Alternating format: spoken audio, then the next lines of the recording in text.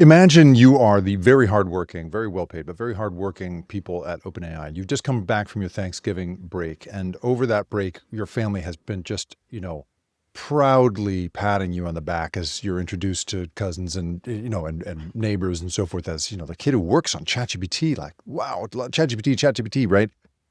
You're buying everybody drinks, you're feeling good, right? And then you come back on Monday, yesterday, and your boss sends out an internal memo entitled Code Red, and you just know that your holidays are toast. That's it. You're not seeing anybody ever again because you got to go back to basics and try and make the core product better. This is what's happening inside OpenAI as it feels increasing pressure from not least Google to, I would argue, make the product not just better, but as addictive as possible. And we're going to talk about how that's going to affect you today, Tuesday, December 2nd, in our look into OpenAI, its Code Red, and what that means for the future of that industry.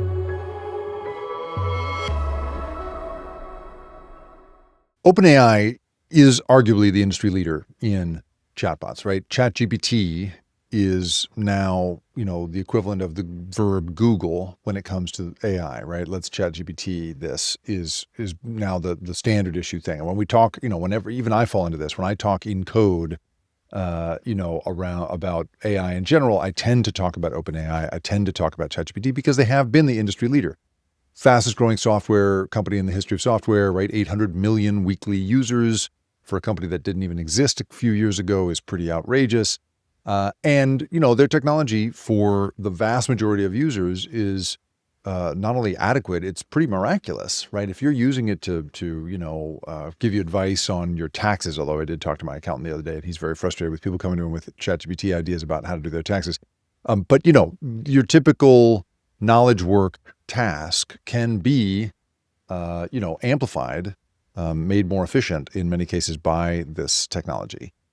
But Gemini is, of course, the new threat for this company. And that's been, I think, a really interesting thing to watch because there is, of course, the enormous. So first of all, let's just nod at the good reporting that the Wall Street Journal is doing here.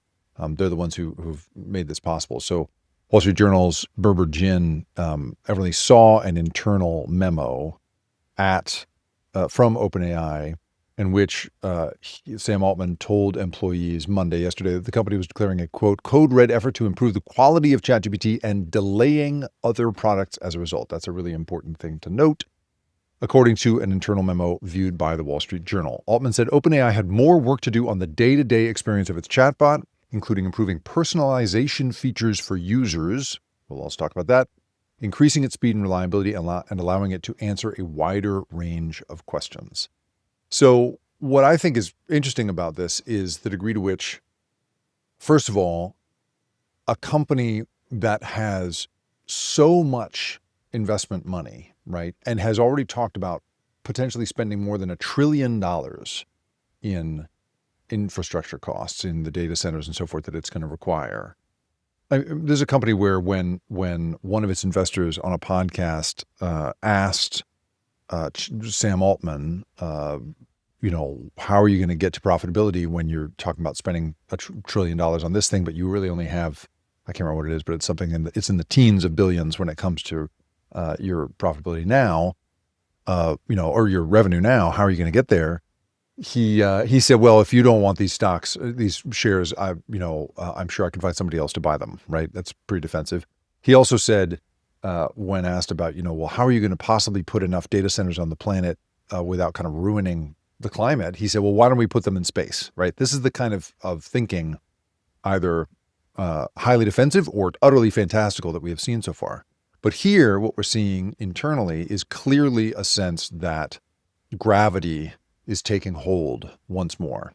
And one of the problems that OpenAI seems to have is, believe it or not, a limit to its resources. So it's saying we're going to, this memo suggests that it's going to basically it's going to delay other products in the short term. And that is a really big deal, considering that, according to new reporting, there's been code showing up in the ChatGPT code base that shows space being made for advertising, right? Showing that the beginnings of an infrastructure plan for advertising has been coming. And that has, of course, been the way that Google has made the incredible profit that it makes. Its profits are almost entirely centered in that. They have other, profits as well from things like cloud computing, and they have a handful of other products. But for the most part, Google is an advertising-based company. And so why wouldn't you just follow them down that road? Well, clearly, Sam Altman believes that getting this product more deeply into the psyche of human beings rather than trying to make money off them in the short term is a better business strategy. And that's a time-honored thing. Mark Zuckerberg was famously hostile to advertising. He wanted the product to be better and better and better and more compelling before he was willing to think about that. Of course, now Facebook is an entirely advertising revenue-based business, but it had to do with this belief that you needed to work this thing into people's lives. There's a thing at Google called the toothbrush rule, which I've mentioned here many times, in which you, as a product, if you're trying to get a new product off the ground, you would, in theory, need to satisfy the toothbrush rule, which means that that a user is going to take the product that you're coming up with and want to use it at least 3 times a day as part of a daily habit. And so this is clearly what Sam Altman has been raised to believe as well, is that we need to make a product that people cannot help but use.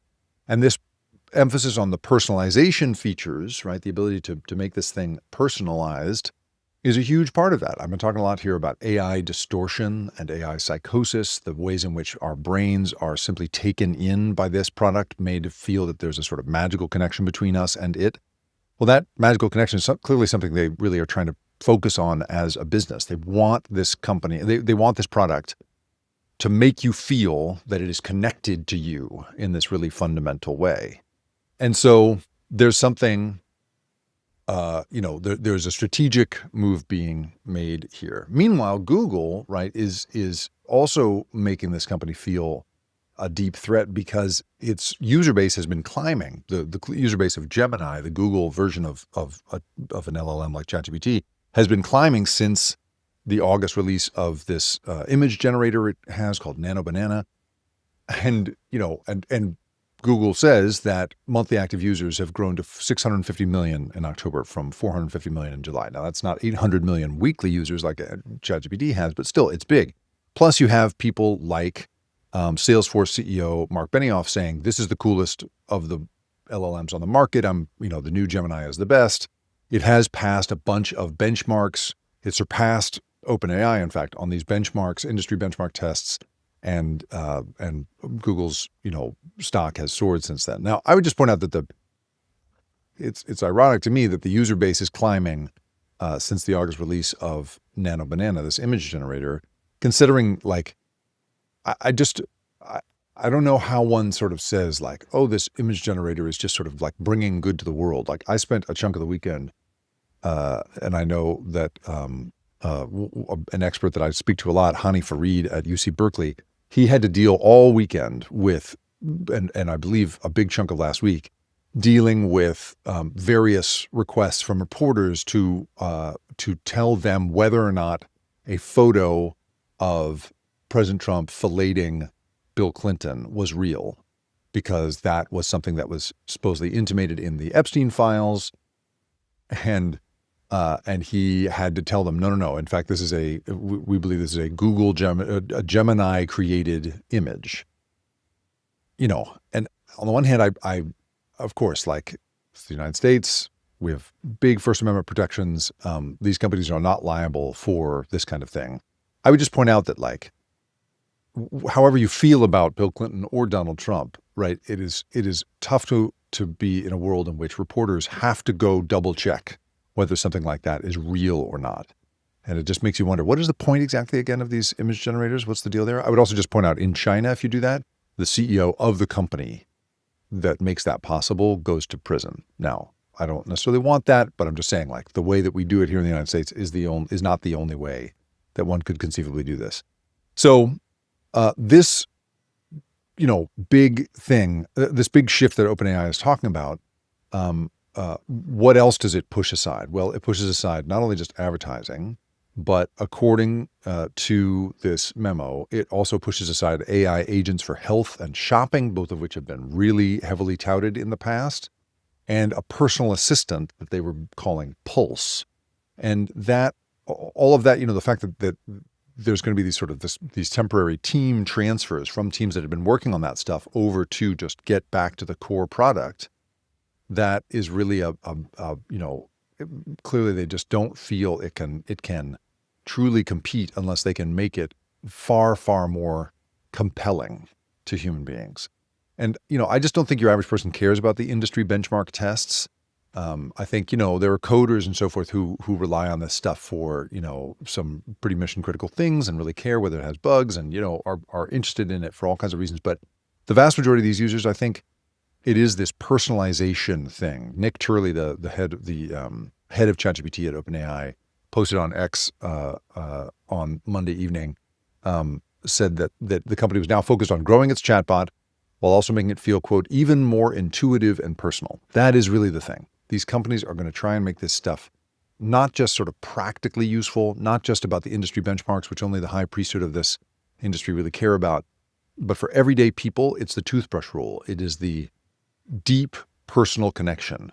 I would argue a kind of AI distortion field that these companies are trying to generate around their products to make us believe that there is a real connection between us and the sort of, the digital psyche inside these things. And clearly that is, in Altman's opinion, the path to profitability over advertising.